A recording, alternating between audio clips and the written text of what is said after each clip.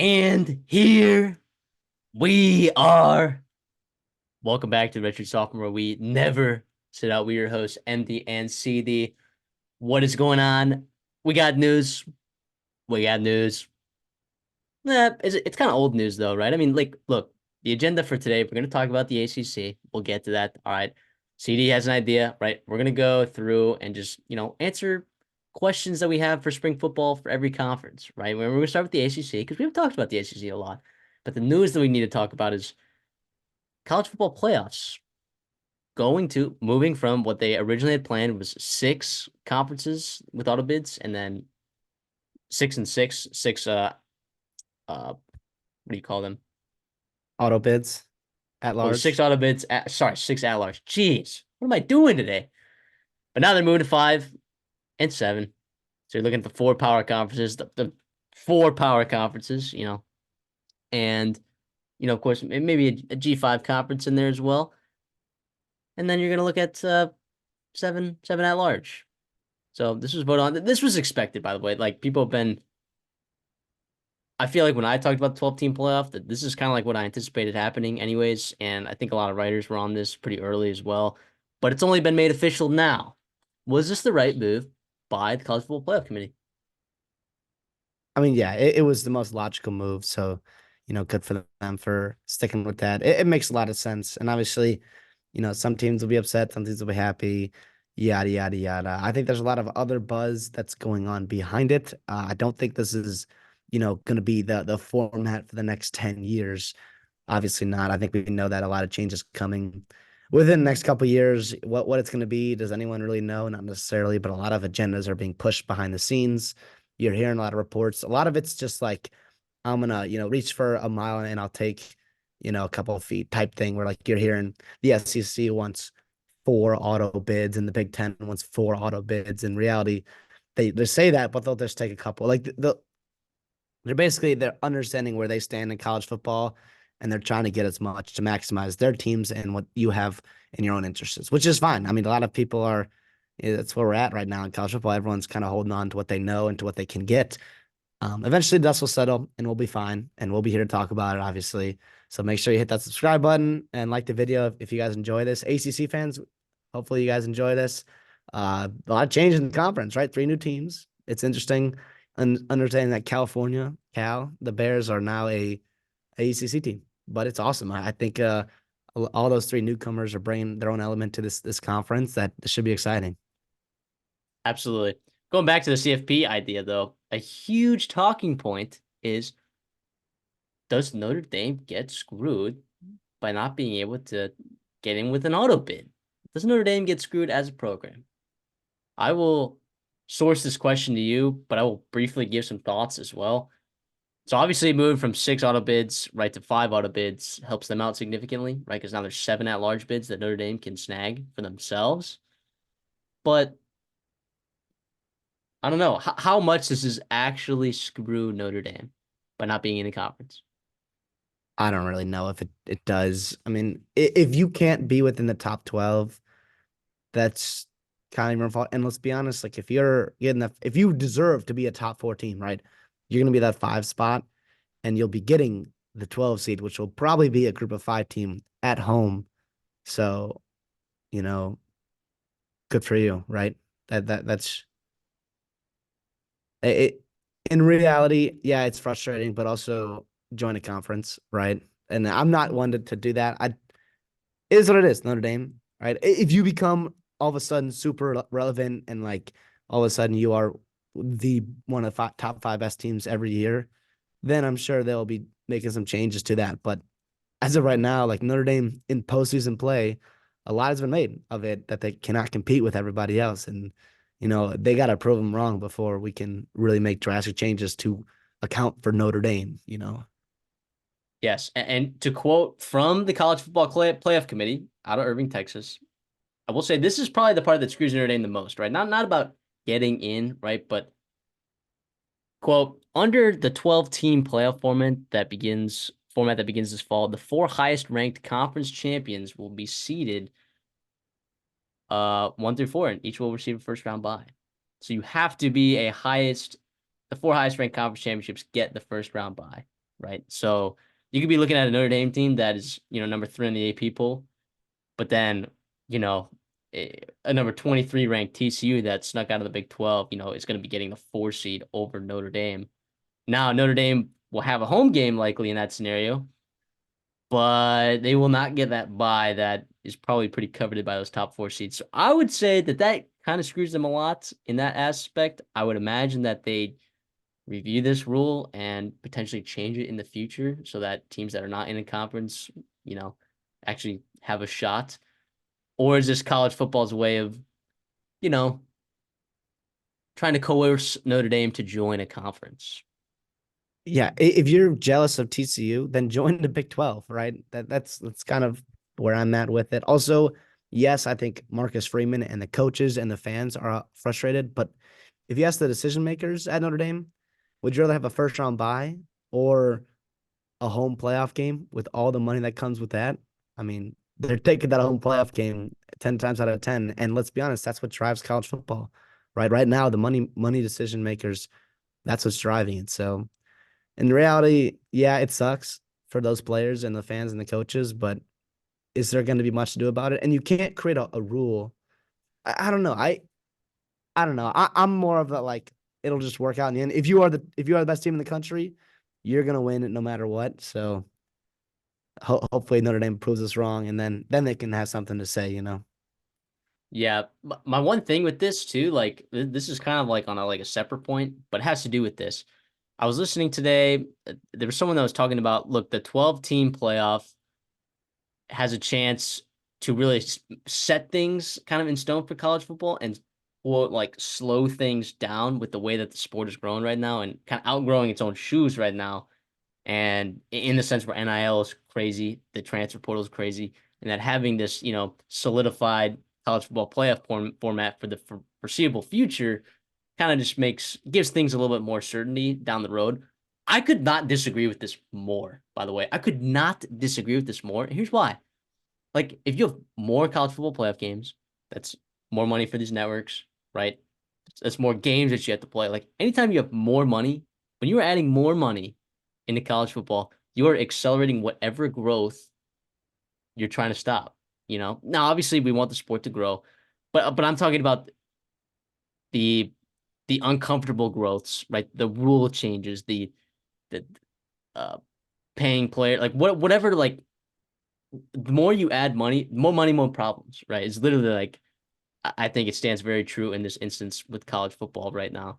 So I feel weird. I couldn't disagree with that individual more. But I will say this as well. So Pete Thamel, just an hour ago, as we're recording this, he tweeted from his sources. And if you're not following Pete Thamel on Twitter and you're a college football fan, I mean, what are you doing, right? Mhm. Sources: the idea of a 14-team college football playoff was discussed by CFP management committee at meetings in the Dallas area today, which is where their headquarters are. If that happened, it would begin in 2026. Nothing is imminent, but it's significant this idea was discussed. So on top of this individual saying that it should slow things down. This college football playoff committee is already talking about what a 14-team playoff would look like. There is no slowing down. And 14 teams? So would that just mean like who's getting buys in that scenario? Like I don't even know. Is it the top 6 teams get a buy? I don't Where, even want where to are think they about it. coming up with these numbers, right? Like, Dude. what are we Well, doing? 4, and then you're like, and then I'll say like I think a 6-team playoff, first of all, a 2-team playoff, right, is in my eyes ideal. I think a lot of people disagree with that. But then after 2, and people can disagree with me all you want, I don't really care. A 6-team playoff makes sense to me.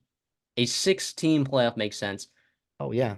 And then actually I'd rather have the 14 playoff than the 12-team playoff. Like now it makes sense. Now you have 4 power conferences, right? Like now it actually makes sense. And now you're moving over to 12, and I don't love it. 14 would be even worse than 12. What kind of number is 14? Are there 14 teams in college football that can genuinely, I'm not even talking about win the college football playoff, like make like the final 4? Like are there 14 teams?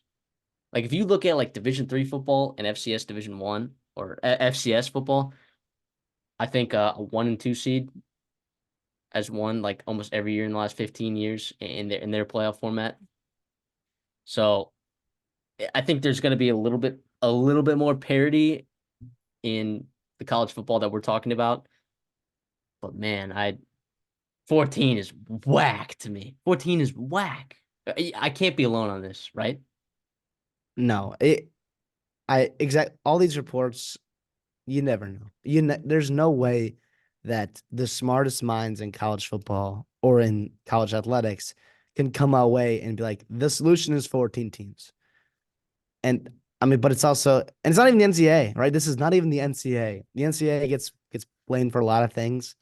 This is not the NCAA. So it's crazy. It's very interesting. We'll see how it goes. I'm sure it's not going to be as bad as you think it is, but it's not going to be as good as you think it is either. So it's going to be somewhere in the middle, like it always is. But regardless, it's pretty wild. I glad that we have the 5 and 7 sorted out officially, so we can start doing, our preseason way too early playoff brackets. So, but obviously, we'll see when we get there. Yeah, the thing that this will fix though is the New Year's Six bowl games, right? Like the Orange Bowl this year. I mean, stuff like that does not need to be televised. I'm sorry. Georgia Graphic. absolutely it was graphic. And look, I'm of the opinion that something not necessarily of that magnitude, but something of that liking would have happened anyways without Jordan Travis playing for Florida State. But man, I mean, that was brutal. So I am excited to see that where you see um more effort put out by these players and coaches in those bigger New Year's Six bowl games. But also too, like it kind of messes up the calendar for even more teams, right? Because you think about like Georgia is late on the recruiting. Like if you make the college football playoffs, like you're late to recruiting, you're uh late to like coaching switches, right? If you're on that staff, like there's a lot of stuff that gets screwed up in the calendar. So it's just another 10 or 8 teams that kind of get messed up by that calendar. But I don't know, man. I don't know because like bowl games, like if bowl games happening, you're probably still recruiting pretty hard. Uh, you're in the transfer portal. You're hiring new staff, possibly new head coaches. But if you have the college football playoffs in this way, you're gonna avoid some of that for these top teams that season. But yeah, man, I just I don't know, man. And then from per Ross Dellinger as well, they talked about a 16 team as well, which that makes more sense than 14. But um, I, I, I don't know. I'm not making these decisions, so I can't really say a whole lot other than I just really, really, really hope for the sake of this sport and the sake of this podcast and the sake of my mental health, this works out. Are you with me there? I agreed. I think we all can agree. Awesome. All right. Well, enough of that talk. Let's talk about what are our biggest questions for the ACC in 2024. I'm passing it off to CD here. CD came up with this segment. I'm gonna let him kind of lead the way. He came up with a bunch of questions for a bunch of teams, or actually every single team. So we'll get to every single team. So if you're a fan of every team, there'll be cut ups of each of these videos as well. So you can send your individual cut up to your friend, family, whatever that is. Especially, let's pick a school. Especially if you're a Stanford fan. Especially if you're a Stanford fan, you should like, share, comment, whatever. All you Stanford fans. Let's get more Stanford fans in here. So, anyways, CD, I'll let you take it away. Yeah, basically, so we all know spring football is coming up. So I just went through every school and asked, what I thought was the biggest question I wanted to see answered in spring. Is it going to get answered? Who knows? How much information are we going to get out of that program? What will the spring game tell us? All that good stuff. But hey, we're close to having football back on TV for the spring games, so I'm excited for all that. Basically, I'm going to go down every team in the ACC, starting from teams with the highest win totals all the way to the lowest. Shout out Stanford. So stick around for Stanford at the end there. But yeah, I guess we'll start with Florida State. Their over and win total is 9.5. Obviously coming off a big time season, 12-0, 13-0, and until the Georgia loss. Obviously a tough ending to their year. Jordan Travis getting hurt, ruining some college football chances, college football championship chances, obviously.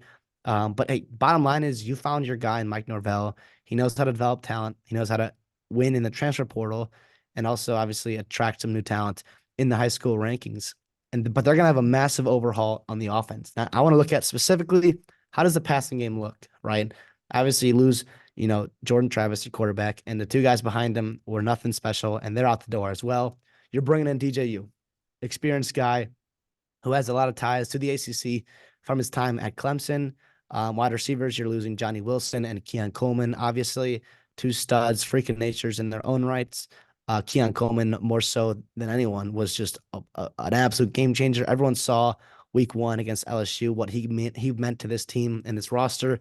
Jaheim Bell, a guy at tight end, running back, wide out, everything you wanted him to do, he could do. And obviously Trey Benson, maybe the best running back in this NFL draft. Those are five guys that are just elite guys that obviously made your team special.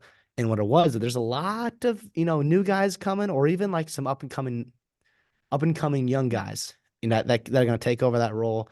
Obviously I mentioned DJU, and we've seen the highs of DJU and we've seen the lows of him. So we'll see how it looks. Obviously, I trust Mike Norvell, right? If anyone's going to get the best out of DJU, it's going to be Mike Norvell. We saw what he did in developing Jordan Travis over time. Now, he only gets 1 year with DJU, and he's a guy that has a ton of experience, which is good. But this is going to be his fifth year, and I believe this is his last one. So he's out of eligibility. He chose Florida State to compete for an ACC championship game, college football playoff bid, which we just talked about, meaning that if they win the championship, they are automatic bids to the playoffs. And obviously, Florida State fans will be happy to hear that. But yeah, I want to talk about the talent they're bringing in, specifically guys I want to focus on in the spring. Big name guys. Malik Benson from Alabama. He was the guy, JUCO guy, just a year ago that Bama fans were really excited about it. He was all the rave in the offseason in Bama's receiving core. He was a guy that staff loved and obviously wanted to use him more, but they couldn't really because of the offense that was run by, more so Jalen Monroe's talents, but also what they want to do schematically with their O-line and with their running backs and Jalen Monroe's legs. So he didn't get to see, his full potential, but he looked at Florida State and how they utilized Keon Coleman, how they utilized Johnny Wilson, and said, "Hey, I want to be a part of that." And so he comes in. Jalen Brown, another guy that was a highly rated recruit, coming over transferring after just a year at LSU, a guy that's very, very fast, very good athlete, a little bit raw, but obviously a lot of people thought he'd play maybe year one at LSU, and obviously he was stuck behind an elite group of receivers down there in the Bayou. But he comes over, and obviously at wide receiver, you also have the famous five-star Hakeem Williams, a guy super, super raw, just a year ago. But we saw him get some run. We saw him do some good things. Saw him do some bad things. And so obviously he's developing. So I want to see where he's at in year two. How does he look in the spring game? Are his routes pretty crisp? Can he stay healthy, develop the hands, all that good stuff that makes him, a really special, talent. And they got some older guys there, Poiter and Douglas that have been around the block. So we'll obviously going to be looking at them, but they're more so known commodities. I'm looking at these guys that can be really boom or bust and really elevate, this passing game. What say you? Yeah, I am looking for. It's not going to be better. It's not going to be better, but I'm looking at their schedule right now. It's pretty manageable. It's pretty manageable. Once again, you get Georgia Tech in Dublin, right? Boston College, you should win. Memphis, you should win. Cal, you should win.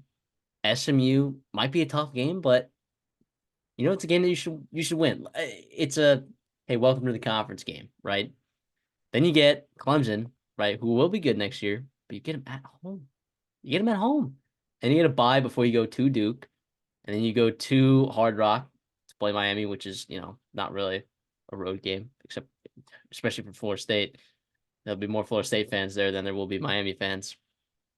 And then you play North Carolina at home, and then at Notre Dame, and then Charleston Southern, whatever, and then Florida at home as well. So you have some tough games in there. I'm looking at there are a lot of games in here that you can drop, but this team should be pretty talented. And like you said, the pass game is something that concerns me. Absolutely. That's something that I want to hear. What are the beat writers saying? Those guys at practice. What are they talking about in terms of this pass game? Do they like Malik Benson? Has Akeem Williams taken a step forward as a sophomore? These are all things they're looking for. And what about the run game too? I like the running back room that they have there. But Trey Benson, of course, was a really, really good running back. NFL scouts would agree with that. I believe the run game will be fine. It will be very fine. But this past game, we'll see what DJU does coming back to the ACC for sure. Yeah, and obviously that to me, your offense last year is what gave you that buffer zone, right? You're looking at teams that, yes, you're going to lose a lot defensively and depth wise and a lot of high end talent, but like that offense gave you that floor to where even if you had an off night, you could still beat Boston College, right? You could still beat Virginia. You could still beat Duke, right? When you struggled early, but then your offense really clicked and took over, right? In the ACC, all you have to do right now, if you're Florida State, Mike Norvell, yes, winning Notre Dame is important. Beating your rival Florida is important. But if you want to make the college football playoffs, you got to win your conference games to get the ACC championship game, and then win that to move on to your auto bid. And to me, your offense, which is exactly why I highlighted it in this question, is how does it look, right? Because it's going to give me a baseline floor on how good I think this team can be this next year, and obviously over on 9.5 win total. Vegas tells you they're going to be pretty darn good as well, even with some maybe beefed up conference games with Miami and hopefully Clemson getting better, and obviously at SMU is another one I'm very interested for. So yeah, to me, Florida State, how does the passing game look? It sounds to me is what I'm looking for. Yeah, and then we'll move on to Clemson, right? Their over-win total is also 9.5. To me, and this one's pretty low-hanging fruit, but I'll take it anyways, is Garrett Riley. It has to be, right? Do we see changes on what they've looked like the past couple of years since Trevor Lawrence? I don't know. I would love to. I think they have the talent to. I think this group in general has more talent than we've seen there in a long, long time. And it's young talent, right? Obviously, the veteran guy in there, I'll start with Jake Bringenstall, right? He's the tight end, a guy that I love. I think he's so fun to watch. The tight end can be a quarterback's best friend, especially if you're Cade Klubnik and maybe you're not the most accurate at times, but Bringenstall has got that large catch radius, can really body defenders. Even when he's not necessarily open, he can really post up and bring in some big time catches. Staying at the tight end position, a guy I really like is Olsen Pat Henry, right? He's a young kid. He was a guy that I followed his recruitment pretty closely, and he's a very athletic tight end. He needed a year or two of development. We'll see how much he looks, see how good he looks, and how many looks he gets in that spring game. And obviously throughout spring practice, something I'll be looking for. And obviously the true freshman Christian Bentancur, I think he's enrolled, right? Which is a big time deal for him. Him and another freshman, TJ Moore, a guy that late riser in the process, a guy that lit it up at the All American Bowl over um, in San Antonio. Really did some good things there. And he's a guy that I love to pair with Tyler Brown and a healthy Antonio Williams. Right. Tyler Brown's a freshman that came on the scene for Clemson and was their best weapon at times. And to be honest, I love Tyler Brown. But if he is like your only weapon offensively in the passing game, that's not a great sign, not a great recipe for disaster. But Antonio Williams comes back healthy, hopefully. And obviously Bryant Wesco will join them in the summer. But yeah, to me, those guys really looking excited to see. Obviously there's not going to open the playbook, but you can see like a real speed change in that wide receiver room or athlete wise in that passing game, and see if Garrett Riley can take advantage of it. Absolutely. And to add on to that, and my question involves Garrett Riley as well. Like, are you going to improve in the red zone? Like, that was a gigantic issue for Clemson this year. Like, I'm trying to figure out how many games they actually could have won more last season if they were just converted in the red zone. They were a top 20 team in terms of red zone attempts. Getting to the red zone, they were a top 20 team. They were a bottom 6 team in the entire country in converting those red zone attempts into points. Points, not necessarily touchdowns, just points. That's absurd to me. That is absurd. And I have a feel like thinking too about the red zone, like a lot of that's coaching. A lot of what you do in the red zone is a reflection on coaching. So can Garrett Riley improve that? And can he keep the passing game? Not I guess can he improve the passing game like you all talked about greatly. So and is that running backs that running back room is Will Shipley going to be back? No, I'm pretty sure he declared. It doesn't matter because Phil Maffa is a unit. I'm not worried about the run game with Phil Maffa at all. No, I love that. I love that. Moving on, we got Miami, the another team that's got 9.5 win total. Right? Is that a little high? Maybe. And the reason why I say that is because my question is that coaching going to be able to win them 10 games? Right? I mean, yes, Mark Cristobal, I would love for him to be running my team. Absolutely love that. The thing is in-game coaching, we know that they tend to struggle at times, right? In close games. And that's what you're going to be in. You have a tough schedule. You go to Florida in week one. That has to be a win. With the way Florida's going right now and the way you're going, I know it's going to take time for Cam Ward to get going, but you have to. I know it's a weird question for to ask in the spring, but to be honest, I don't know. I don't know how it's going to be answered in the spring, but to me, that's my biggest question because you're going to play some close games at Louisville, right? Florida State, at Georgia Tech, right? And the ACC championship game. If you do so, get there. You're going to have to win the margins. And how detail oriented are they? How are they going about that? I don't know how much you can actually pick up and gather from the tea leaves that is spring practice notes, but also like it's got to be there, right? It's got to be there. And I'm sure there's going to be some ways, some rumblings. You hear that philosophy wise. I like Shannon Dawson and Lance Giltry are still there. Hopefully that the attention to detail is pretty specific in the spring. Yeah, on attention to detail, like Cam Ward will fix. Like I'm looking at their passing metrics. Their passing metrics aren't the worst thing I've ever seen. They really aren't from last season. The thing that was killer is interceptions. They were Tyler Van Dyke and Emory Williams and others really struggled taking care of the football. Man, over an interception thrown per game, 111th in the country. On top of that, when you're committing penalties at a rate of 50 or 60 yards per game, which is good for 106 in the country, that's not good. But those are two things that I think that they can improve a lot. And look, as much as I don't think Mario Cristobal is a good in-game coach, it is possible for coaches to get better, right? It is possible for coaches to get better and learn. And I would imagine that there were some instances this year which he learned how to better manage the clock, how to better knee the football. Didn't think he really had to improve on that, but that is something that he does need to improve on. So I'm interested to see, can this team clean up penalties and can Cam Ward take care of the football? Right? Those are my questions. That's not necessarily going to be answered in spring ball, though. Right? Those are not going to be necessarily answered in spring ball. So those are questions that I guess I have leading into the 2024 season. But I'm pretty high on this team, man. I look at the schedule and I'm like, this is insanely manageable. This is insane. You talked about Florida State, and I talked about him earlier with Florida State. It's like, oh, it's kind of a home game for Florida State. Well, the important thing is that they don't have to go to Tallahassee. Like that would be worse, right? It's just less bad, right? If Florida State's coming to Hard Rock, Louisville, I expect the big drop off from Louisville, but then like after that, like Syracuse could be pretty decent. Georgia Tech could be okay. Is Duke gonna be okay with Manny Diaz? I don't know. Like this is an insanely manageable. You get Virginia Tech at home. You don't have to go to Blacksburg. This is an insanely manageable schedule. I totally understand why it's at 9.5, and I guess I can check to see if it's juiced to the over.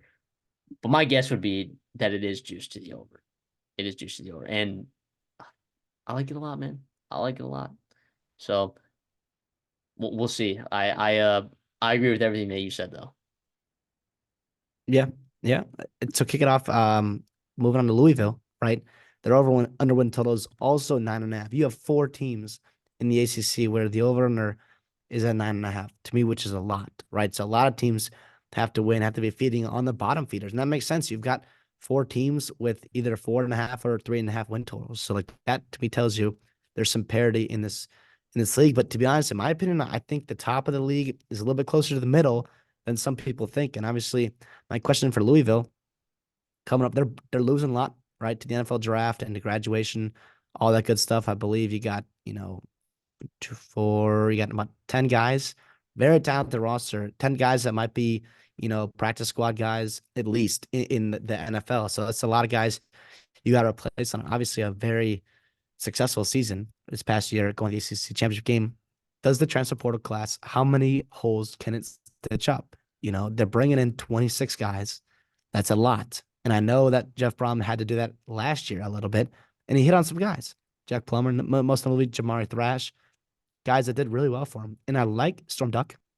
I like some of the guys he brings in, right? You got Penny Boone.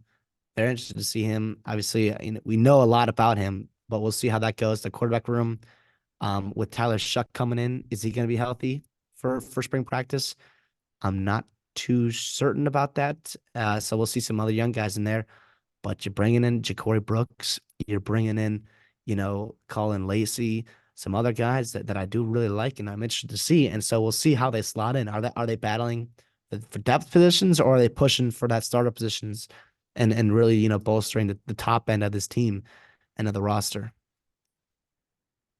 Absolutely. One question that I have is this offensive line going to be good again? Right? You're relying on a lot of transfers once again this year. Eric Miller, I thought was pretty good last year for them. They brought him in, but you're bringing guys like Victor Cutler, uh, Pete Jonathan Nibra, Mendoza.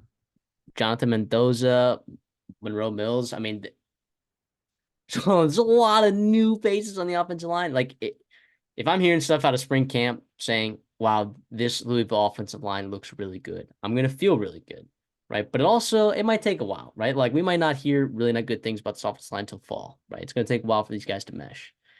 What's nice, though, is that these are a lot of transfers. So they're all there practicing in the spring. So Yeah. that is very key. That is something that, it's kind of underrated, I guess, with the transfer portals, that these guys can get on campus right away and start spring practice. But that's going to be my thing for Louisville. Like, can this offensive line figure it out, and can they figure it out early? Can they figure it out early? I mean, their rushing attack last year was very good. You had Isaac Garendo and you had Jawar Jordan just tearing up defenses. Really good defense too. Notre Dame, for example, they absolutely tore up Notre Dame, and there were a lot of games in which Jack Plummer didn't have to Jack Plummer things up because they were easily relying on the run game. I mean, for example, even in the Georgia Tech game, week 1, right? Yeah, sure. Jack Plummer had a great game. Jamari Thrash had an unbelievable game. The passing attack was there, but also, like, they didn't have to, even when they went down, they didn't have to abandon the run game because they were explosive. It's, can they be explosive again? You bring in Donald Chaney. Is he from Miami? Yep. And then you got Penny Boone as well, our Toledo guy. So that'll be an interesting running back room, and I hope their run game continues to improve. And the offense line is also important as well because you got Tyler Shuck in there because he's got to stay healthy. So my biggest question is, can this offensive line figure it out? Like, who are the 5? We don't know. Like, it is going to be crazy competition there at Louisville for the offensive line. I will be interested to see what the beat writers are saying once practices start getting leaked. Yeah, to me, you're bringing in 6 offensive linemen in the portal. That tells me not necessarily red flag, but alert, alert. The staff believes that there's a hole at that position, and you're throwing a bunch of darts at it. You're bringing in some smaller school guys, which I love, right? I believe that a lot of guys in FCS or G5 programs can come up and do well at elite Power 5 schools or upper level Power 5 schools, but we'll see, right? 6 guys, it's got to make it work. You got to find 5 guys on your roster, and even more than that with depth and concerns like that. So obviously, spring will tell us a lot on to what maybe the future of this 2024 Louisville team looks like. Moving on to NC State, their overall total is 8.5. Right, they're one of 2 teams in the ACC to have 8.5 win total. To me, the question is, right, Grayson McCall and Robert and I, what is that relationship look like? We tried the Brendan Armstrong experiment. Most notably, we loved that. We thought it would work out, and it didn't. He had to go to MJ Morris, and then he quit on the team, and then he went back to Brendan Armstrong. He played well down the stretch. Brendan Armstrong did. Okay, I'll give you that. But no, I was okay. so wrong. I was so wrong about that. But Grayson McCall's a dude. I can't be wrong about that, right? Come on, not twice in a row, not 2 years in a row. Robert and I, he's not gonna let me down. He doesn't do that. No, absolutely not. And they're bringing in some talent, right? Obviously they have Kevin Conception, a guy that we really like, and they're also bringing in Noah Rogers, right? And they've got some guys coming in as true freshmen Wesley Grimes over from Wake Forest. He's a guy that I do really like as well. There's going to be talent in that room for Robert and how to use, and we'll see if he can get it done. Absolutely. Their passing metrics last year were pretty abysmal. Not gonna lie. No matter who was at quarterback, it's some of Brennan Armstrong, some MJ Morris. Their passing attack was not very prolific, and not it isn't always super prolific in a Robert and I offense, right? Like you can always rely on a really good run game, right? The reality is though, like the rushing attack was okay last year, right? It was okay. Yeah, it was very quarterback dependent. I'll tell you that. Brennan Armstrong was a leading rusher in like most of the games that he played. So I am with you there. The question that I want answered, well, one for the season, can Robert and I put this offense together? Because I think that there is talent there, right? I think there is talent there. The question I want to answer is like, how does Noah Rogers look in spring when he gets there and he starts repping up against some of the? By the way, a pretty solid secondary over there with NC State. I know they're losing some guys, but it'll be legit reps in practice. I am very excited about Noah Rogers. I know you already mentioned him, but I the question I am going to be asking is he making an impact early in those spring camps? That is the question that I'm going to be looking for. That's what I'll be looking for these beat writers talking about. These guys that are actually watching practice. Is Noah Rogers tearing it up or not? Yeah, no, for sure. The NC State's a team that a lot of people have circled on their team as, hey, like buzzer, potential ACC. This is the year that NC State finally puts it together. This year, finally, Dave Doran steps up, and they win the ACC. They go to the playoffs, and so this is as good of a year as ever, right? With Florida State rebuilding, or I guess I'll say retooling, right? Clemson, who knows with all their question marks in the portal, and then obviously Miami and Louisville are also big time question marks. So a lot of teams, are maybe eyeing that spot there for the ACC. Moving on, we have North Carolina. I guess okay, they're over in totals 8.5, and I chuckle because my question is, like, what's the defense going to look like? Okay, and I guess I wrote down, has Mac Brown given up? All right, like what's going on there defensively? Jeff Collins at DC, okay, we've tried, the former head coach that didn't work out, and Gene Chizik, we've tried that. We've done everything. We've recruited super well defensively, and yet you've wasted 5 years of NFL quarterback play, right? You're gonna have a top 3 draft pick in Drake May, and not much to show for it in the ACC. So here we go. As Mac Brown, are they gonna fix that defense, or what? What do they have to do, right? In terms of like, okay, they become a top 60 defense, right, and then they win 10 games. Is that what it is? Yeah, yeah. Yeah, I don't know. I mean, they're bringing in some talent there. Kinda, not really. I mean, I don't know. To me, Max Johnson's offensively, but defensively, you have some former guys that were pretty darn good. But other than that, I don't know. I really don't see it this year for North Carolina, and their over and is 8.5. And so we'll see. If they fly around defensively in that spring game, if the practice reports are, Jeff Collins is coming there and absolutely kick butt. And hey, I like Jeff Collins as a culture guy. I liked what he did at Georgia Tech, at least what he said he did, right? The production wasn't quite there, but he knows his stuff, right? Defensively. And I think he's going to make him work harder than maybe a Gene Chizik would, and Mac Brown. And so hopefully he lets Jeff Collins do his thing about, improving his culture and bringing in physicality, mentality. You're seeing what USC's doing over there, right? DeHanton Lynn has come in and saying, hey, Lincoln Riley, like, step aside. This side of the ball is mine. We're going to do it our way. We're going to practice with intent to be really good on the defense side of the ball. Is Mac Brown going to do that? I don't know. I mean, what?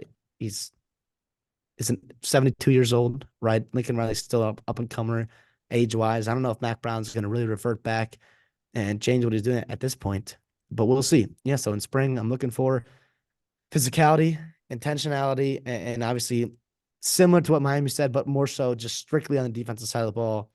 How does Jeff Collins change that defense? Yeah.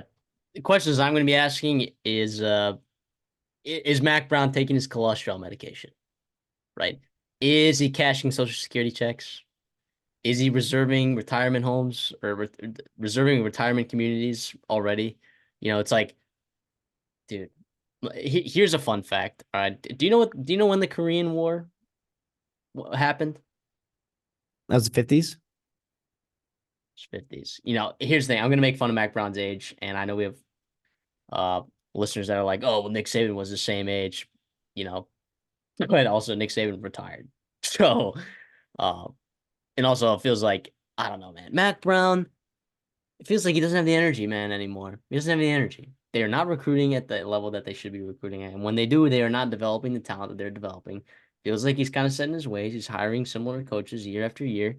I don't know. I don't know what he's doing, man. I don't know what he's doing. The Korean War, Mac Brown's 72 years old, right? And I was just gonna make a joke that he was born, before the Korean War was over. But, jokes sound better in my head. But whatever. Regardless, like, has he given up? I don't know. And I don't know what kind of signs that we would see in the spring that would like lead us to believe that. My guess is that his clock is kind of ticking here, kind of like you talked about. Is Jeff Collins, is he the solution? I think he'll be an upgrade over Gene Chiswick. That was a terrible experiment that happened over there.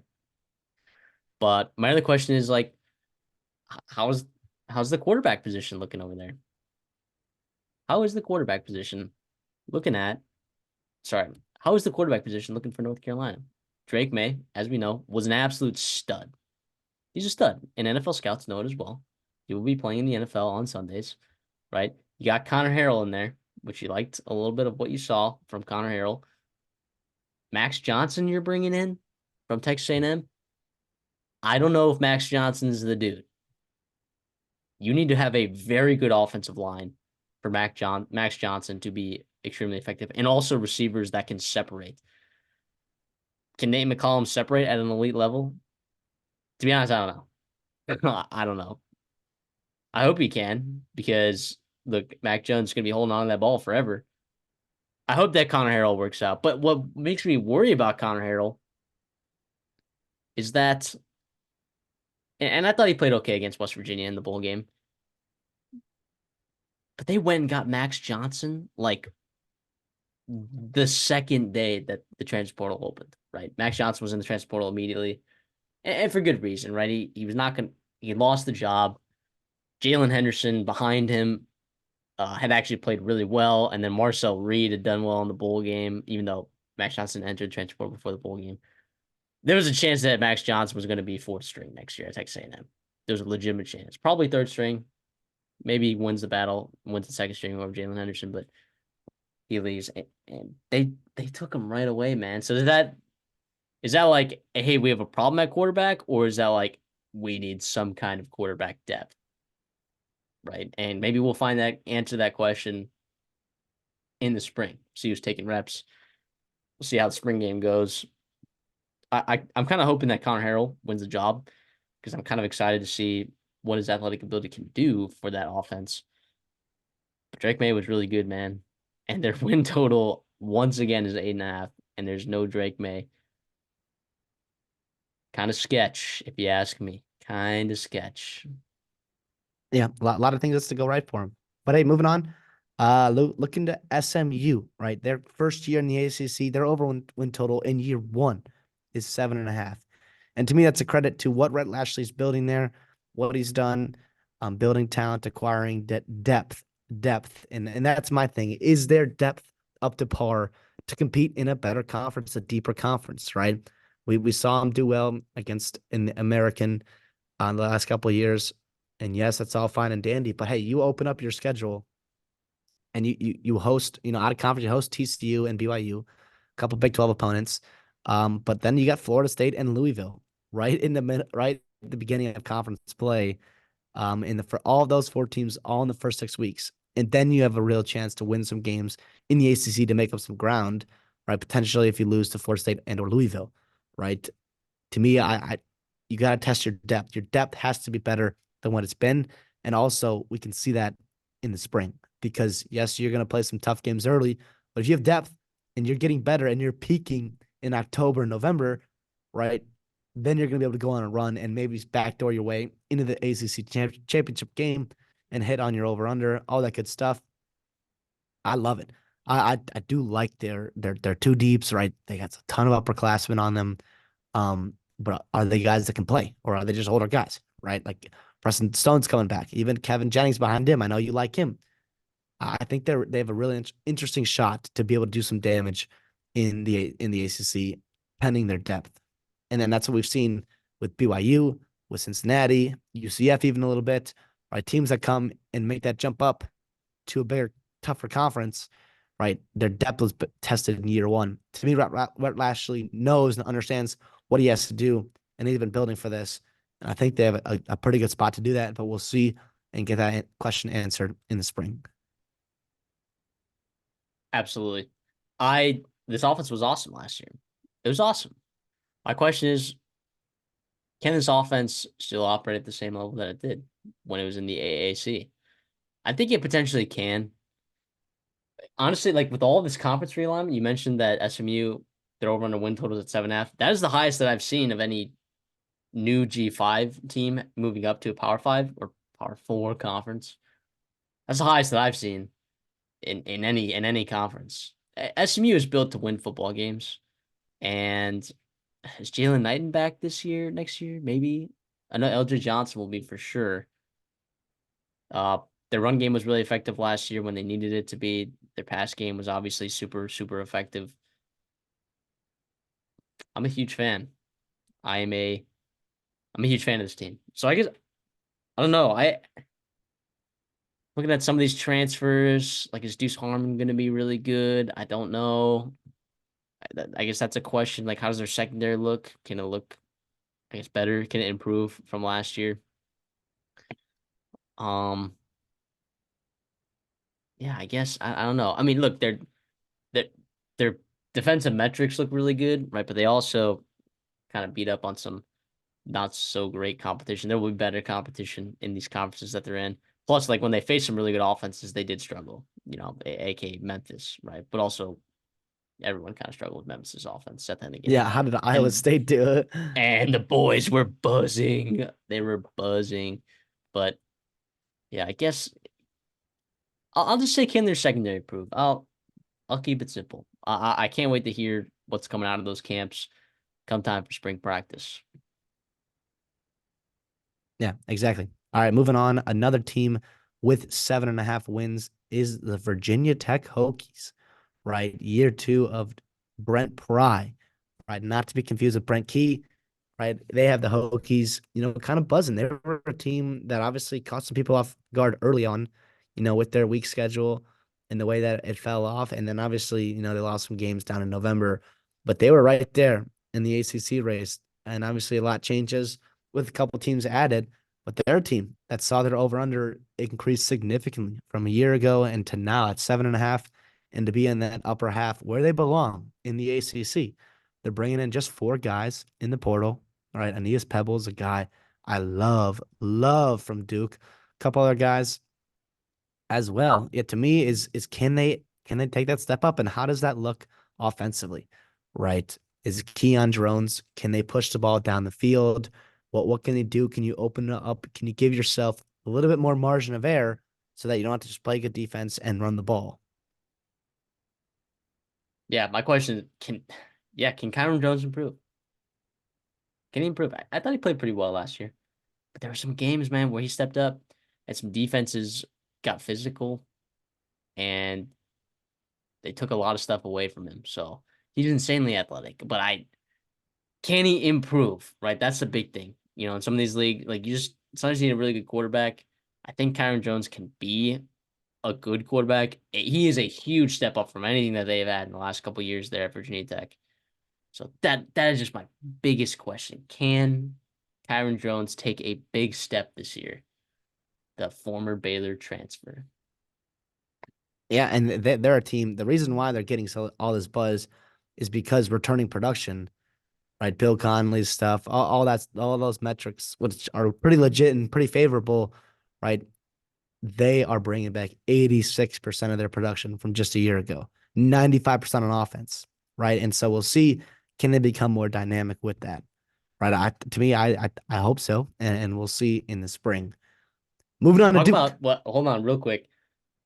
Let's talk about an AD that's doing it right over there at Virginia Tech. You wanna bring your team back to prominence. You got to win games, and sometimes you could schedule wins. Vanderbilt, Marshall, Old Dominion, and Rutgers, where you're out of conference.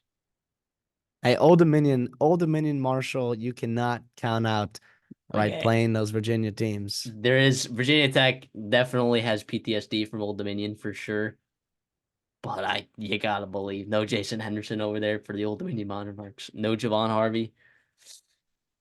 I I think I like Virginia Tech in that spot, even though they're going to Old Dominion, which is still so silly that they do that. It's still so silly. I don't know why they I don't. love it though. I love it. Yeah, I like it for Old Dominion, but like, I mean, if I'm in AD, look, I think you did a great job scheduling that out of conference, so you can like kind of manufacture wins before you get into conference. But man, that is a goof up if you ask me for sure. But this is not the first they've played at Old Dominion quite a few times. So this is nothing new. This is not like I'm looking at this and I'm like super surprised that they have played there several times in the last couple of years. So or at least half decade, whatever. So I'll let you continue. Yeah. No. So moving on to Duke, right? They are over on win total at 6.5, right? And obviously they have had a whirlwind of an offseason. Obviously our resident A&M Aggie over there with Matthew, big fan of Mike Elko and what he's doing. And obviously Duke knows all too well how good and how quickly he established prominence. And to me is with Manny Diaz, my question is this spring, do we see the same speed that we saw week one against Clemson in that spring game, in spring practice? How is it looking? You lose a ton of talent on the team, not only in the coaching staff, but also the player wise, not only NFL draft, right? For Duke, right? Graham Barton, Dwayne Carter, Miles Jones, all guys that we really love here on this program. In the portal, not friendly either, right? You're losing guys that we love, right? Brandon Johnson, very, very good player. Jordan Waters, pretty darn good as well. You keep Jacquez Moore, who we're a huge fan of. Aeneas Pebbles, I talked He's about better. earlier, going to Botech. He is two studs going to Notre Dame in RJ Oben and obviously Riley Leonard. But hey, you do replace him with a guy like Malik Waters. But the problem is with Duke, and Malik Murphy. Malik Murphy. I'm sorry, Malik Murphy. Thank you. With Duke, it's hard to have a quick fix, right? Because of the way the transfer portal is set up for you and for your program, academic wise, it's pretty tough to find transfers that fit schedules and to make them academically eligible to play for Duke. So you're bringing a lot of guys from Stanford, Ivy Leagues, all that good stuff. And yes, now not to discredit those programs one bit, very successful in their own right, but it's sometimes hard to get that level of athlete right away into Duke. And we'll see how it goes. To me, what Mike Elko did and had their culture speed wise is they had all those guys bought in and flying around, especially defensively. Manny Diaz is also a defensive guy. How do you see that in spring practice? Are they flying around? Obviously, I don't expect it to be up to par as they had this past season, but they're over on win total 6.5. Right. So Vegas says they're gonna make a bowl game, and we'll see how that goes. Yeah, I'll say my biggest question is going to be their offensive line. Adam Cushing did a really good job there with Mike Elko about building that offensive line and developing. Like you said, you're bringing a lot of lower level transfers. I'm counting this, is that 5 offensive lineman transfers? 1, 2, 3, 4, 5. Dude, that is sometimes we talk about context clues. Like they're bringing in a bunch of offensive line. They must believe that that's a problem. And I understand it's Manny Diaz's first year though, so he hasn't built a relationship with a lot of guys that are already there. Plus, they have a center that's I'm trying to remember. I can't remember who they're losing on the offensive line, but regardless, you're having to bring in a lot, which is for me a red flag from lower level programs as well. Like these are not Power Five players. Well, yeah, and we talked about it with like some other programs earlier. Is gelling the offensive line with Louisville. It's pretty tough, but it's unless you have spring practice to get that done, iron out the kinks, and realize, hey, we still have a need here, and try to attack it in that second portal. Moving on to Cal, right? California Golden Bears. They are in the ACC this year. Don't forget that. over under of 6.5. And to be honest, Loki, I trust this offense, right? Jade Knott returns. You're bringing a couple decent, you're bringing quarterbacks, right? You get Chandler Rogers, who I like. Fernando Mendoza, I also like as well. I feel like the cream will rise to the top there. To me, and I don't know why I'm asking this in well into the Justin Wilcox era, can the defense improve? Right? What went wrong last year, right? You lost two of your top linebackers. Obviously, Jackson Sermon got hurt early in the year. Caleb Elam-Orr is gone, but you have a lot of veterans coming back, right? Craig Woodson, you'd hope would take a better step last year. He turns first last year.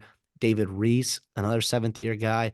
Xavier Carlton, a six-year guy, right? That to me is recipe for good success in the ACC with deep, old veterans in college football and with a pretty darn good defensive mind in Justin Wilcox. You were bottom 25% in the AC in the Pac-12 or in college football in the Pac-12 season. I get that. I know you had elite quarterback play in the Pac-12. Your schedule should get a little bit easier in the ACC. Hence the 6.5 win total as opposed to last year at 5.5, I believe. And yeah, you need to improve because they were pretty darn bad. And if Justin Wilcox wants to keep, saving his job at Cal, you got to improve that defense. And we'll see what the reports are in spring about the defense there, and if those veterans are really flying around and making plays. Jade Knott is a stud. I have zero questions about him. Without Jeremiah Hunter, though, in that receiver room, I mean, we were talking about a guy that led the team in targets by almost 30 targets. Or sorry, led the team in receptions by almost 30. What is that wide receiver room going to look like? Are we like my question is, can we see guys in that receiver room step up in the spring that are not named Jeremiah Hunter? Because obviously Jeremiah Hunter is gone. He went into the transfer portal. I mean, for good reason, because he's an absolute stud, right? And he lands at Washington. Is he still there? He recommitted to Washington, Yep. right? Yep. Okay, awesome. Because I remember he committed there, and then Kalen DeBoer left, and then he'll be a feature guy there in that offense. But that is my question that I have for the spring for the California Golden Bears. I don't hate that. 2 straight years they have lost an elite wide receiver to the portal to another, I guess, former Pac-12 team. You had J. Michael Sturdivant going to UCLA. We saw the plays he made for UCLA's football team, and now Jeremiah Hunter going to Washington for Jed Fish and crew there. But you're bringing in a couple guys in the portal, right? Jonathan Brady from New Mexico State. How does he play?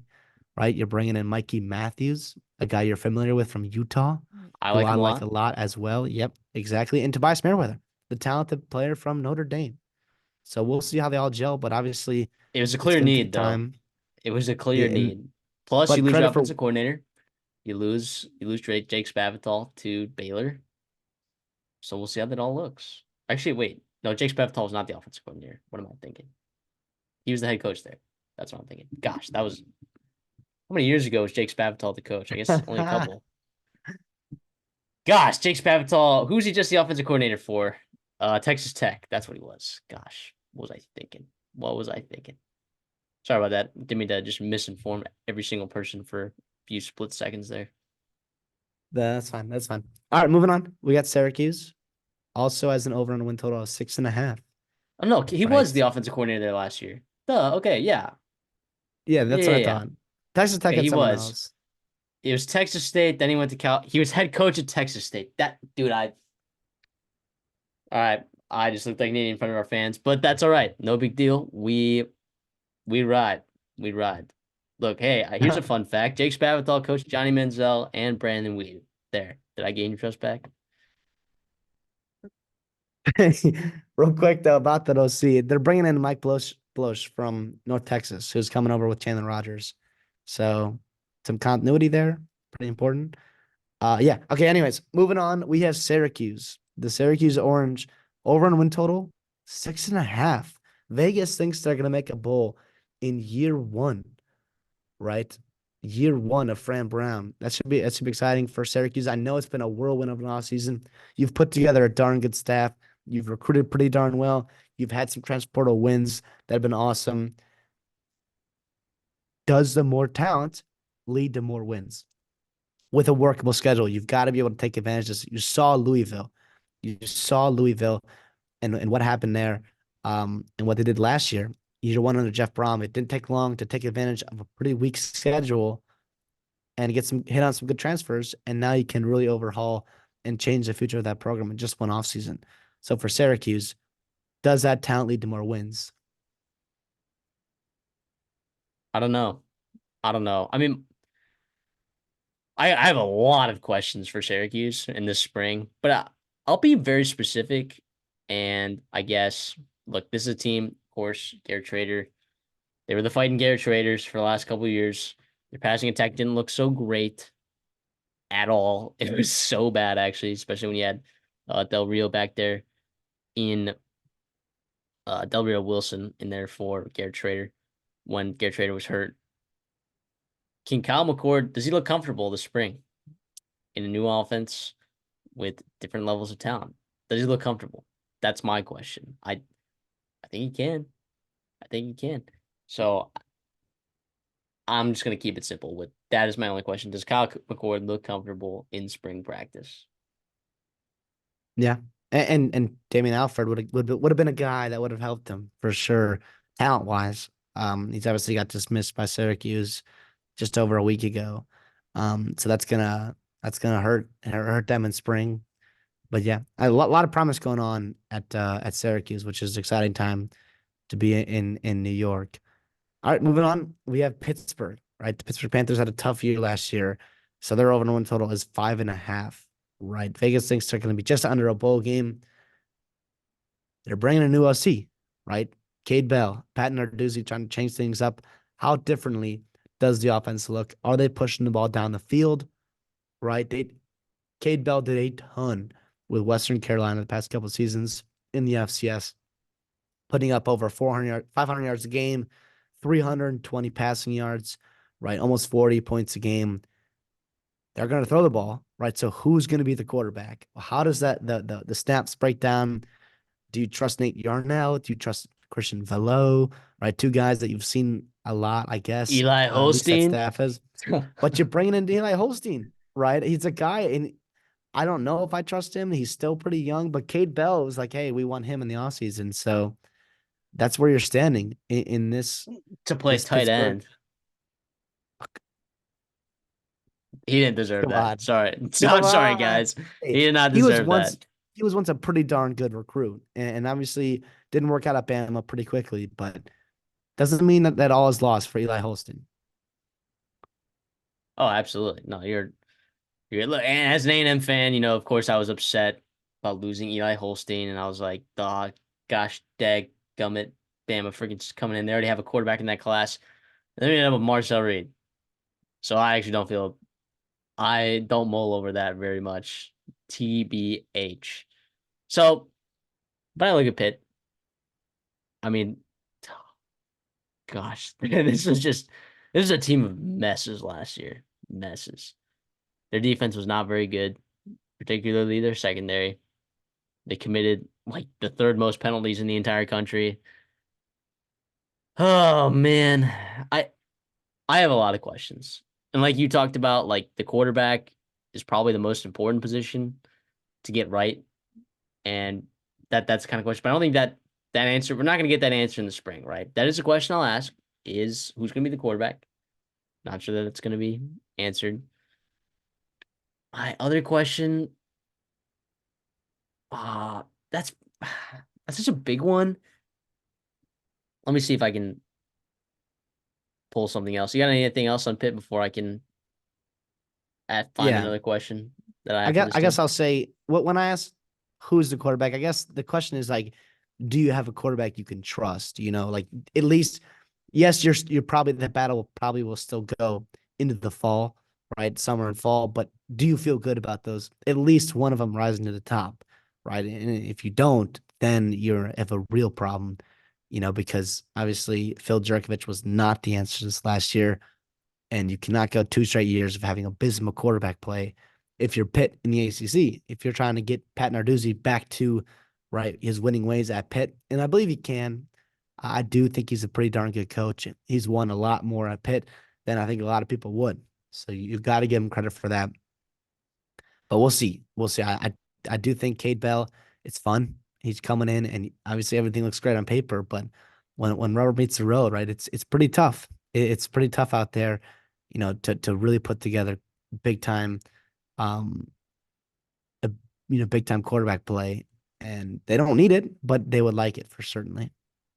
Yeah, Desmond Reed, also from Western Carolina, coming over there at the running back position. Interested to see what he does as well. And then they also got a wide receiver transfer from Western Carolina as well by the name of Sincere Elite. So, like, I don't know.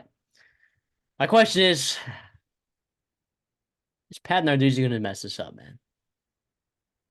You had such good momentum for those few years. You say, we should probably stop throwing the ball so much, even though you had a NFL quarterback on your team. Let's go. I'm gonna kick my offense coordinator out of there and bring in someone else. Did not work out. Yeah, I guess I am excited though. I am excited about Cade Bell. So we'll see. We'll see. There's a lot of questions here. Yeah. All right. I am moving on here. We got Georgia Tech in year. I guess this is 2.5 for Brent Key. Their over under is 5.5. Right. And obviously they had some momentum down the stretch. And what I'll say is like specifically with Haynes King, right? Does he continue to take a step forward? I loved what he did on the ground. I still thought he was inaccurate at times. I still think in big time games or games that they could have won, Eric Singleton and others, they didn't quite take advantage of their weapons that they could have. Um, and this is specifically thinking about Boston College. Right? I thought that game was super winnable. And obviously the defense is tough. I'm not even going to get into that because I think a lot has to improve there. But specifically on offense, Haynes King, right? How does he look, in his second year in Georgia Tech? Yeah, my question is, can your freaking run defense improve, dude? I mean, it has been shredded these last 2 years, and I got a lot of hate for saying that the front seven of Georgia Tech was not as good as I think some casuals thought it was like 2 years ago with Keon White and Charlie Thomas and co there. But they were still in a abysmal run defense team. And they were again this year. Run rushing yards per game allowed this year 223 per game. How are you supposed to compete? Haynes King was phenomenal this year. He was phenomenal this year. You got to figure out that front seven. Are people going to step up? That linebacker position evaded the team last year. You didn't have a lot of great uh, production there from what I saw. But yeah, I mean, that is my biggest question. Like, are some guys on the defensive line and the linebackers, are we gonna hear a lot of buzz about some of these guys come spring practice time? Yeah. I mean, you lose Kyle Kennard. Kyle Kennard's a guy that we liked here. And I don't know, you bring in, four guys in that front seven, four of your nine transfers are in that front seven. So that to me tells you at least that staff acknowledges it's a big time need. And hopefully they're trying to address it and attack it. And we'll see how it looks after spring. Moving on. Bottom tier of the ACC, we are at Wake Forest, right? Their over under is 4.5 after a pretty tough year post Sam Hartman era. Um, yeah, it's tough. But I do think this is a potential bounce back year. You have a ton of upperclassmen for Dave Clawson there. You're bringing in Hank Bachmeier from Louisiana Tech. Um, but you're losing a lot of wide receivers. How do you replace those guys in an already struggling passing offense? Jamal Banks, Wesley Grimms, Keyshawn Williams, all guys going to Power Five football teams. How does that wide receiver room shake out? Who steps up behind Taylor Moore and Donovan Green, who I believe is still injuring his rehab or still rehabbing his injury? Hank Bachmeier throws the deep ball really, really well, right? Really, really well. Who can step up and catch those balls? Yeah, I think it's gonna be Donovan Green. That's my pick for that. Of course, he got injured before the start of the season. Like you said, he's rehabbing. Can he get back from injury? Is my big question. I don't feel great about this defense at all. uh, but if you can have some effectiveness on offense, unlike you had last year with Mitch Griffis, here's my thing too. Though I not the biggest Hank Bachmeier fan, TBH, in terms of I'm not sure that he's going to be able to imitate the production that they're looking for in that offense. I'm not sure he's going to be able to do that. He didn't really do it at Boise State. I He didn't really do it at Louisiana Tech either. What makes us think that he's going to do it at Wake Forest? Right? Is there something that I'm missing here? Well, the whole thing is can he take advantage of, Donovan Green's deep ball ability, right? And because Mitch Griffiths and everyone else, Santiago Mariucci, everyone else they tried it out last year, really, really struggled. So, he's got a good arm. He throws the deep ball well, right? His average depth of targets on deep balls is 29, and his grade, 29 yards, and his grade, he grades out really, really well, right? And so that's, to me, you got to take advantage of that, But especially when, do they push the ball downfield though in that offense? Do they do that? In the slow read mesh, are they pushing the ball down the field? well, I that's where I think Sam you, Hartman was you, pretty good at it at times, but to me, that sets it up perfectly for that play action, and you freeze everybody, and then you have time to get behind the defense. And I thought Sam Hartman did a pretty good job of that at times at Wake Forest, even though his arm, wasn't, the all-time greatest, but he was still pretty darn good at making decisions, throwing catchable footballs. Hank Bachmeier, I think at least can do that. look, all I'm saying is you had Smoke Harris and Cyrus Allen at Louisiana Tech playing in the Conference USA, and I think he underperformed. Yeah. Well, yeah, we'll see how he looks. To me, it was not the flashiest or most exciting transfer quarterback you could have gotten, right? But also, like, the reality is you got him, and that's who your quarterback probably is going to be this spring. And so, how does he look? Yeah, and then my other thing is like in the spring, are we going to see an improved run game in practice? Are we seeing an improved run game in practice? It was terrible this last year. It was terrible. Yeah. It was terrible. You were, let's see, 88th in rushing yards per game. You were 111th in yards per attempt, but yet you ran the ball at a top 30% rate. So you were continually running the ball, knowing that it was not very effective. Well, that's Well, one, coaching malpractice. Two, just I guess with the slow read mesh, right? Like you can have RPO plays where there is a pass implemented in that, right?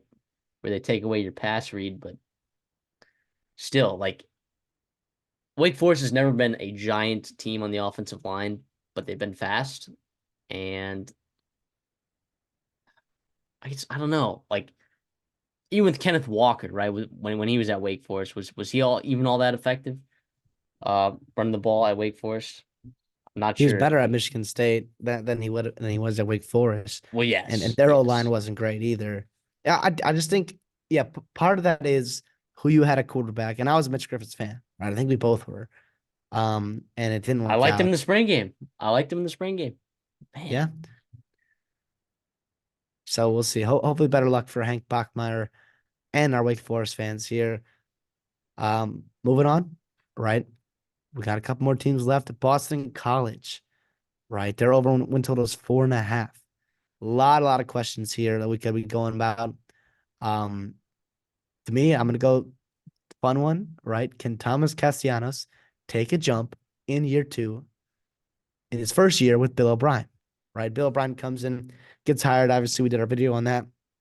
Go check it out if you're interested to find out more on what we think about all of that and everything he brings with staff and recruiting and all that good stuff, expectations.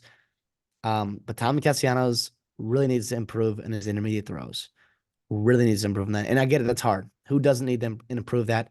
I get that. But I do think Bill O'Brien, with his track record of quarterbacks, especially, maybe some quarterbacks that are a little bit frisky like that, I would say unorthodox, he's had a pretty good job of them. And he puts them in good positions to succeed and to put talent around him. I don't know about the talent around him, but I do think he's going to put him in a good spot to succeed. And we'll see how, the command of the offense looks with Tommy back there. It's also his first offseason as the real, bona fide starter. So we'll see how that looks. yeah, I like some of these offensive transfers, dude. And these are guys that we've talked about that are good football players, man. And a good football player. Jaron Bradley, by the way.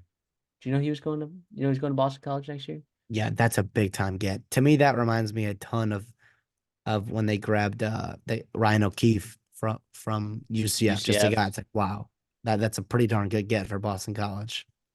Yeah. How about Treshaun Ward? Snagging him from Kansas State. He was a guy big time when Kansas State got him from Florida State. Fans were super excited about him, deservingly so. Absolutely. And then of course, uh Giddens ended up taking over that spot. Uh Big time for them, but I I'm under the impression that this could be a pretty decent offensive core of weapons. Jordan McDonald, I like him too. Don't know much about Jaden McGowan, to be honest, but yeah, I mean, how good does this offense look in spring practice? If it looks really, really good, I'm gonna feel pretty decent about Boston College's chances to not necessarily make a bowl game, but you know, succeed will be the word that I use. Succeed to their level of expectations, I guess, in year one of Bill O'Brien there, Boston College. But I'm trying to pull up their schedule right now. Let's see it. It's a pretty tough schedule. I mean, what are you gonna do? Florida Tough out of State. conference. Yeah, you're not a. Oh, we talked about this the other day within that video, of course. Missouri, Michigan State, Western Kentucky, and Duquesne. Lethal out of conference opponent, Duquesne. But yeah, I want to see their offense improve even more because I'm not sure how good their defense is going to be. Not super high hopes on that. Last year, they finished 74th in points allowed per game, and that was with the easiest schedule in all of Power Five football. I believe they actually had 69 Power Five teams last year. They actually had the 69th toughest strength of schedule of any team in Power Five. So the run defense was abysmal. Bottom quarter, their pass defense was also not great. Actually, I guess the metrics, I don't know. On a per game basis, they didn't let up that many passing yards, but that doesn't tell the full story. So we have to go back and check the film to see actually what went wrong there. But I can their offense show even further improvement in the spring.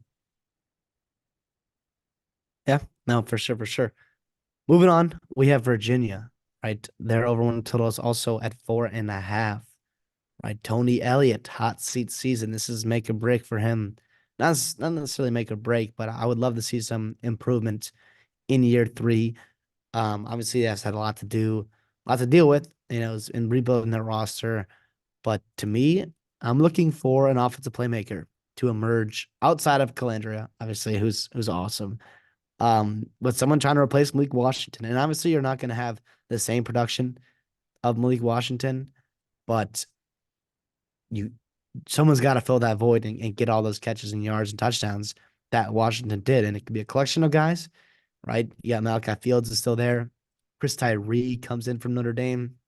Terrell Harris from Kent State. Andre Green from North Carolina. Right? Even the tight end, right? Tyler Neville, who is a playmaker that Calandria and Toniel can rely on for Virginia. Yeah, who's it going to be? Who's it going to be? That is a huge question. Like you talked about that. I think that answer is more likely to be answered in the spring than the question of like, can kind of similar to what we talked about with um Virginia Tech. Sorry, Georgia Tech. Their run defense has been pretty abysmal. Their front seven has not been very effective at all in the last couple seasons. Can you see some improvements there at all? Uh, yeah, offensively, does Calandria get the start? Does he get the nod? Gosh, I would love to see him get the nod. That dude is frisky as heck. So, any other questions that you have for Virginia heading into spring ball? Not really, but I mean, I guess looking forward to their season. Like you have a tough schedule, right? You open with Richmond, okay, gotta be a win. But every game after that, to me, I do not feel is any surefire wins. Hence the reason why your line is at 4.5, which might even be higher. I think this team might be a little bit better than in previous years, but their schedule is brutal, right? Out of conference, you have Maryland at home as well as at Coastal Carolina, right? That's a great G5 program to play on the road, right? That's brutal for Virginia. And obviously in conference, right? The only good home game you get is Boston College and SMU, right? Everyone else is either significantly more talented than you are or you're on the road, right? And that's never a good recipe for, reaching a bowl game in with a team that's, on the bottom half of talent in the ACC. And that's the reality of it right now. So we'll see. I do think the team might be better next year in terms of just pure talent and execution, but their schedule does not do them any favors. Yeah, they could win less games than they did last year and be a better football team for sure. And that's not a good recipe for Tony Elliott, trying to get an Yes. extension. Yeah. Is he on the hot seat? It's so hard to say at Virginia. You knew it was going to I take a know. couple of years. Do I think he has it going in the right direction? Like, am I surefire he's the guy at Virginia? No. In fact, I lean towards no, he's probably going to get fired in the next 2 years. But a lot can change. We saw Neil Brown, change in West Virginia. We've seen it happen before. Like we said, they're getting better, so it's got to be doing something right. So we'll see. We'll see. And then lastly, we have, Stanford Cardinals, right? Their owner totals 3.5 in their first year in the ACC. Super exciting. Obviously, to watch some of these matchups. They're playing SMU, they're playing Cal, obviously, but also, everyone else in the ACC. I do love their recruiting and the way Troy Taylor is moving the direction of the Stanford football team and the program. But is it going to lead to wins right away? I don't know. I really don't. They can't bring in a ton of transfers, similar to what I talked about with Duke and some other high level programs, academic programs in the ACC. It's tough to bring in transfer portals. But hey, I love their true freshmen coming in the spring, specifically two of them. And I'll highlight them. And this is what I'm looking for. Elijah Brown, right? Troy Taylor's already said that there is a quarterback competition and Elijah Brown has a chance to win it. And to me, I know it's a lot to put on a true freshman, but he is used to competition, right? From Mater D in California there, obviously staying in the in-state, going up to Stanford in Palo Alto. And so, yeah, very excited to see that. And then Benedict Uma, right? A guy we talked about on the channel back in the summer, edge guy from Old Avon's farm. Two guys I'm really excited about, the crown jewels of Troy Taylor's first real class. And yeah, and even Emmett Mosley too, I'll throw in there. Those guys I would love to see, come in, set a culture and up just the level of athlete in that Stanford locker room. Yeah. Obviously, you lose Urasek at tight end, which I think is underrated. That's a very underrated loss, and that was a awesome get for he went to Georgia, right? Is Yeah, that of course. of course? I'm just keep loading up at the tight end position. So yeah, are you gonna have more? Are you gonna have more folks step up in the same way that I mean, you got Ayo Manor, right? I believe he's still there, of course, after his just monster game against Colorado. He's kind of a stud. Uh, yeah, I don't know. You got Tiger Bachmeyer. Well, yeah. I mean, I don't know. Can you get guys? I know Benjamin Yurcek wasn't like a world beater, but he was a very, very reliable option and that kind of a safe blanket. If you're gonna have a true freshman quarterback out there, do you know how much it benefits you to have a solid pass catching tight end out there for your true freshman quarterback? Just a big body Mm. receiver that like, oh, I made a mistake. I didn't make the right read. Well, let's go see if Ben Yurcek is going to moss some dude in the middle of the field, right? I, I think that I think it's going to be a bigger loss than we think it is. Then I think also you lose EJ Smith, of course, at running back. He goes to Texas A&M. I really liked what he did there, but overall, I do like what Troy Taylor is doing with the program. He's recruiting at a high level. We'll see, man. We will see. But yeah, can you have reliable pass catchers? And I think you did last year. I think you did. You had reliable pass catchers last year. Can you get But more can of you that get production? can Can you you get get someone him? to throw it to him? Right, Yeah, Elijah Brown, that would be really exciting. And hey, I get it this year. Maybe not a bowl game, maybe not competing for the ACC right away, but this year is a building block year for Troy Taylor, but also for his donors, for athletic department, to make sure that you have a guy that you're excited about.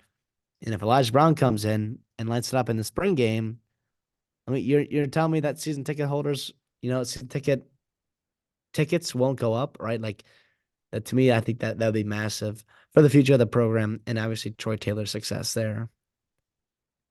absolutely. And that's gonna wrap it up for today's episode, talking about questions that we have for spring ball for these ACC teams. If you guys like the content, make sure you like the video and make sure you subscribe. If you're watching on YouTube, if you're listening on Spotify, we love you too. Make sure you leave a 5-star rating and also maybe you give us a follow. Right? Tell your folks, tell your friends about this program. We're trying to do a good thing here. Keep growing. We're almost at 200 subscribers. Like we are actually insanely close to 200 subscribers, which is a big goal of ours. So we're hoping to get there pretty soon. We're going to keep having more content like this. If you guys like this, please let us know so we can do more of it. If you guys didn't like it, I guess we won't do it. But I like the segment that we had today. I thought it was a lot of fun because spring ball's coming up soon. Air Force is already practicing, man. We got teams practicing right now. So we got to talk about what are we looking for in these teams for spring football heading into 2024. CD, anything from you on the way out? No, that was it. Like Matthew said, like and subscribe. Continue to comment and interact with us. We love all that. Let us know what you want to hear. HCC fans, if you enjoyed it, consider subscribing because we got a lot to talk about in college football, not just in the ACC, but also all around, all across the country. And then if you like this video and we want to do that for some other conferences, let us know as well. We'd love to get into those and obviously preview spring just for, a couple conferences if you guys are into it. Absolutely. And we'll see you guys in the next one.